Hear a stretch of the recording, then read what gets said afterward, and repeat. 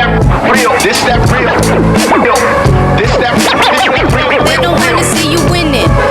They'd rather see me lose it. Closing up my mouth in confusion.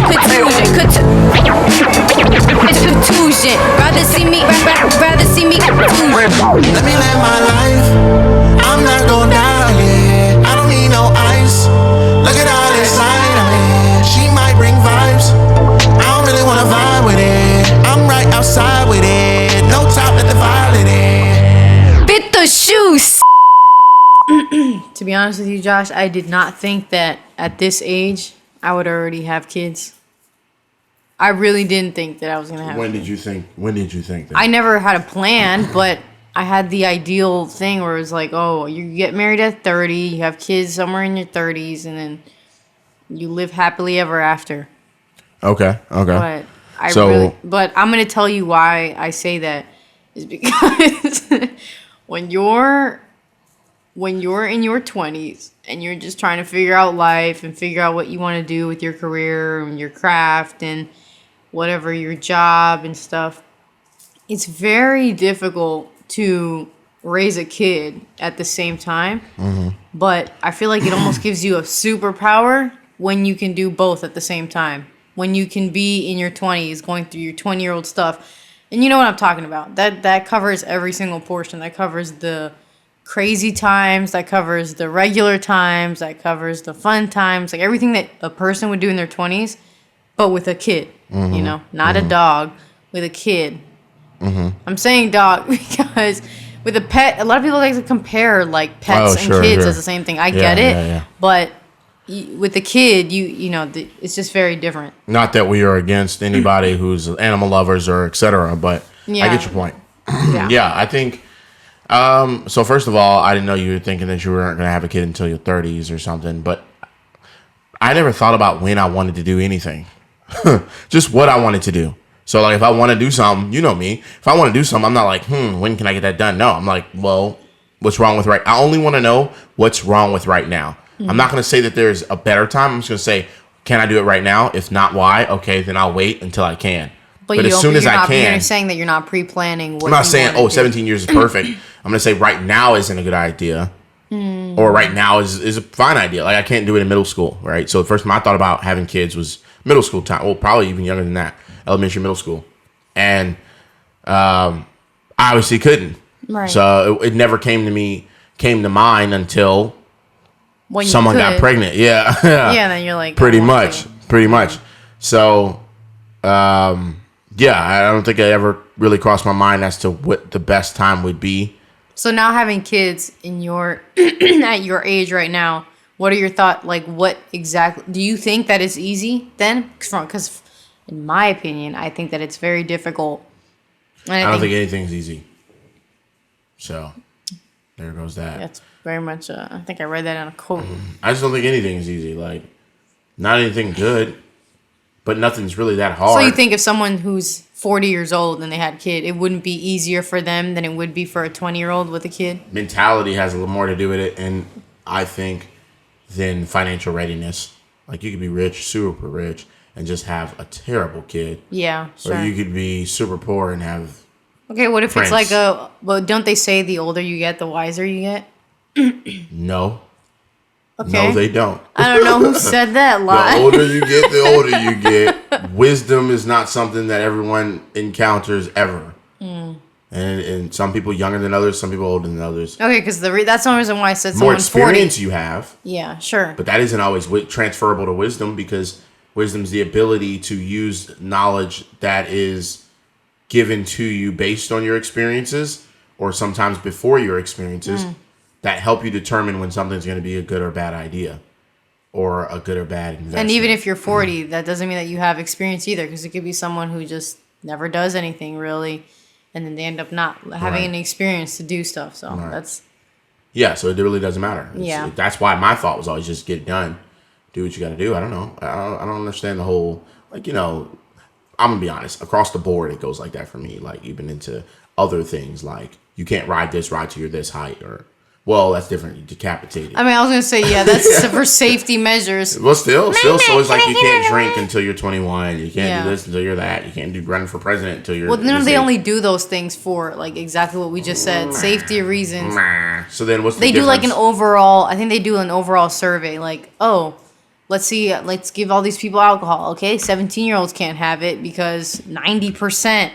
Had something happen. 17-year-olds hammered to figure that out, you think? Correct. And then they did 18-year-olds, and they're like, and they did study. 19, 20, Whoever until they got to 21. Should never have drank anything in their lives. Until first of all, it's the scientists, so they know what they're doing, okay? Oh, sure. They took 21-year-olds, and like, the percentage seems lower. Well, we got like a 15% of them that are drunk, but the rest of them seem fine, so 21 seems like the correct age. Wow. I'm pretty sure that's how it happened. Well, I know that I just completely blanked. Okay. It's like I'm staring at nothing. Thought of nothing. I think if I open my eyes wider, I can get a thought going across my mind. I'm sure that that's a thing. I'm sure that if you do that.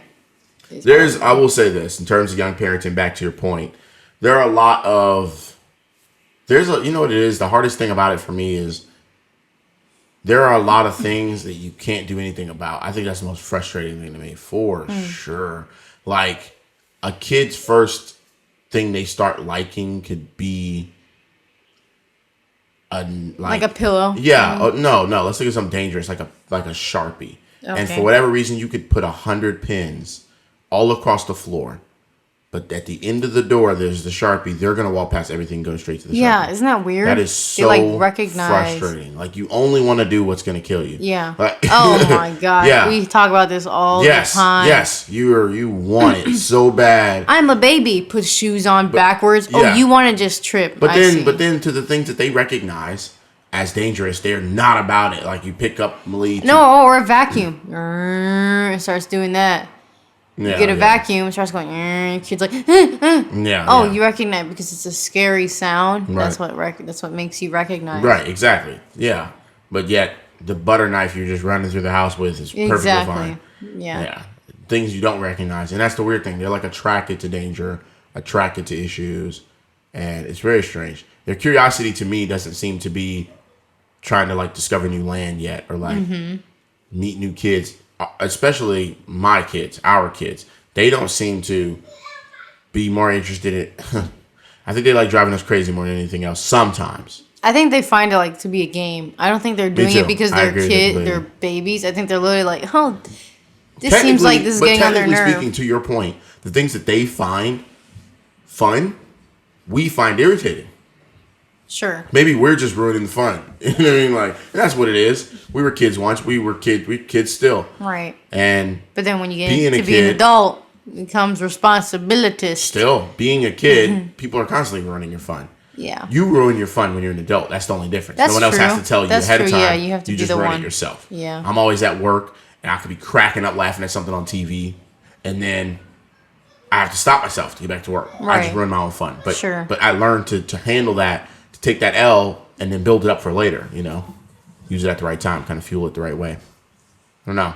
And it's super hard at this time of the year because we're pushing out of Thanksgiving. We're going into Christmas, going into the New Year. How do you tell a kid that just had relatives over for 4 days in a row? I'm literally stressing out because I'm thinking about our kids being like 7, 8, 9, like those ages where the holidays come around and they just go crazy for the toys.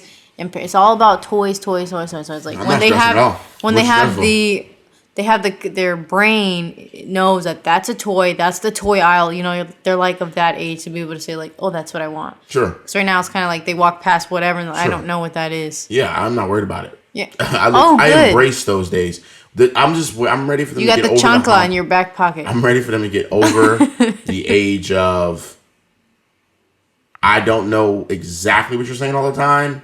But I know a lot of stuff, but you'll never know what I'm saying or what's wrong sometimes. Because I don't speak. But you're going to know a lot of stuff. I'm so out of like that miscommunication. It is the thing that makes the world the hardest to live in. We only get in arguments with strangers or even people we know because of a miscommunication like 89% of the time. Mm-hmm. Kids, it's 100% of the time until they can talk. That's when I'm ready to get over. It's blah, blah, blah, blah, blah. Yeah, so you want to do what? No possible blah, blah. It's like, It's like not understanding. It's like if I'm speaking English and someone is speaking a different language. Yeah. And it's like, bathroom? Where's the bathroom? At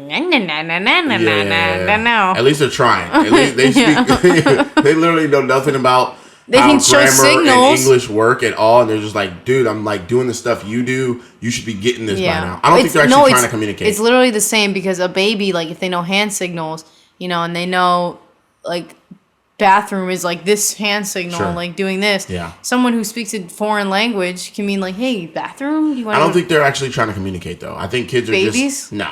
I think babies, toddlers, whatever, before the age they're talking, the hand gestures and the facial expressions and the blah, blah, blah, blah. I don't think that's them trying to talk. I think they're just doing what you do. And then you usually wait for a response, so then they do it, and then they stop. And I think you're just copying what they're mirroring. What about when you ask them, like, what do you want?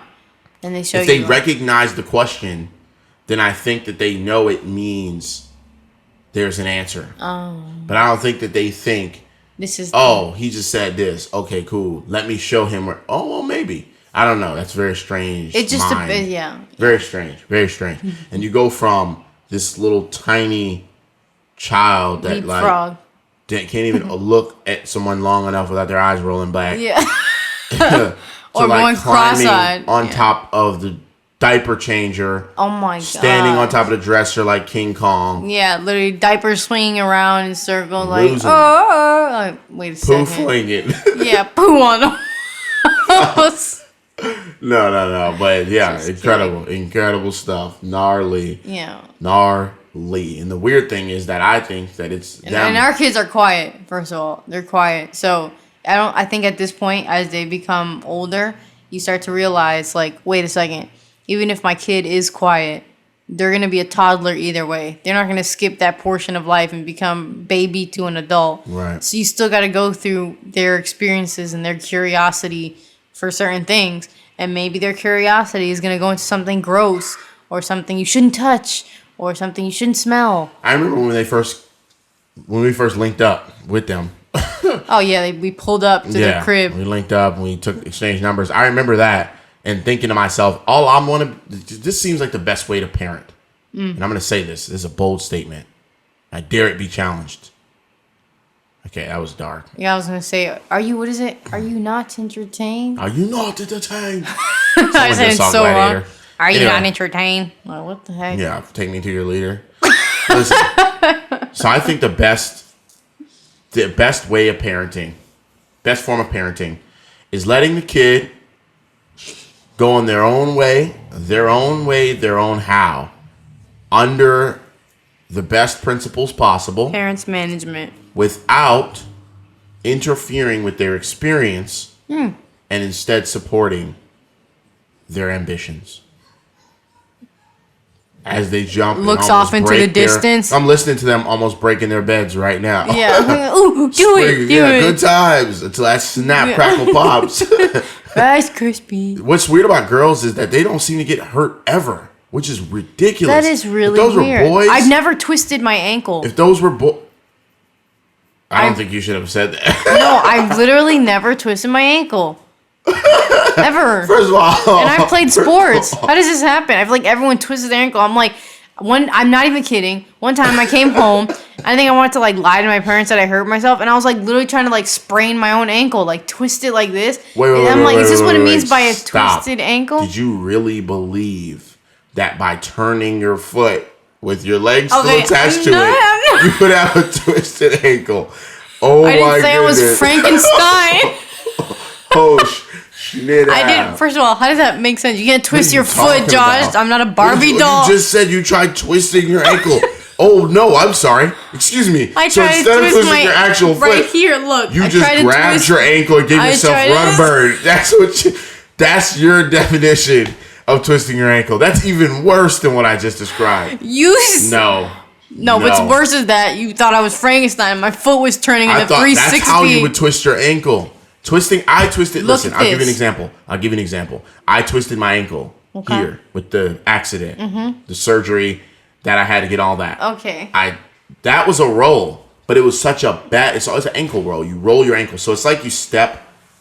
It's like imagine this is your foot. It's like the ball gets out of place. Imagine you're used to No, nothing actually happens to that. So what does it mean by twist your ankle? It's not. I'm explaining it to you. Oh, okay. So normally when you walk, you go, what people do? Yeah, we take our heel first, then down to the roll up to the balls of the foot, and the next foot comes over, heel down, rolls up to the balls, and we do that. Okay. Like a duck. That's what we do, right? Is that the right, or is it backwards? If you're moonwalking, it's the other way. Mm-hmm. We do that. So it's basically like doing this. And then your body tries to compensate, so it rolls like that. And what happens is there's a tendon on the inside that becomes distended or stretched out. When it gets stretched out, it doesn't always get swollen from it. Oh. But when it gets distended like that, it can be a small, it could be a twist, it could be a roll. And you can it's just something that has to do with that tendon. That one particular tendon, or it does maybe some of them in and the that's ankle. what. So any shock to that area is going to make it feel like you just sprained it, and it is. It's not that. It actually, surprisingly, growing up, I played a lot of sports, so I actually used to kind of like that feeling because you can walk it off, and it'll kind of be a little irritated, but you can just move on. This right here is what it looks like when that distends till it pops off, and that's they're what separated. Happened? Yeah, I thought you broke a bone. I did. You know that already. I didn't know. I literally only thought it was the bone thing. No, you didn't. Okay.